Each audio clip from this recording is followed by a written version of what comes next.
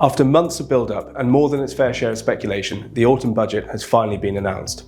I'm Tolga, I head up Consultancy at Barbour ABI, and I'm going to touch on some of the early Christmas presents and a few lumps of coal that little red budget box held for construction. Now this comes at a critical time for the sector, an industry that's mired by ballooning costs, increased regulatory pressures, and extended project timelines.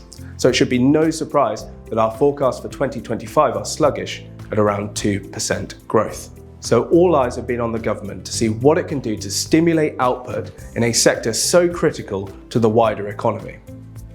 Now going into the budget, stability was the key word, as much of the industry were calling for confidence that the playing field next year is going to be the same as it is today. So has this budget achieved that?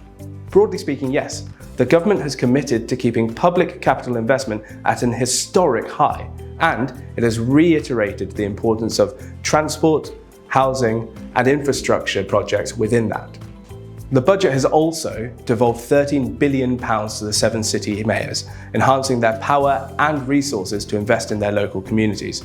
We expect regeneration projects and infrastructure initiatives to be prioritised within that. The flip side to stability is stasis, and it could be argued that this budget has not been transformative enough. In fact, most of the pressures that were facing us on Tuesday are still present today. Rising costs have been an ongoing challenge within the construction sector, hamstringing viability of many projects. If the government wants to build the economy brick by brick, it needs to help bring down the cost of putting those bricks up. The increases to minimum and national living wage will undoubtedly add to the cost burden and will disproportionately impact small and medium enterprises, where margins are already tight. But not all costs have gone up, and it was particularly encouraging to see the government step back from its proposed landfill tax rises, which would have seen building rubble classified as the same as household waste. Now that change alone would have added up to £25,000 to the cost of each new home.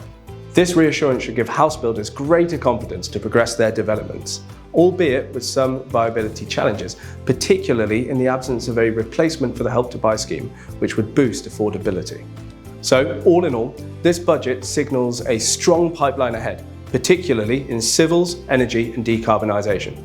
And if stability was the goal, then Rachel Reeves should count her budget a success. However, it represents evolution and not revolution. And this alone will not be enough to stimulate the sorts of growth in the construction sector that many would like to see. Now, this budget is just one of a wide range of interconnected factors that feed into our market forecasting at Barbour ABI.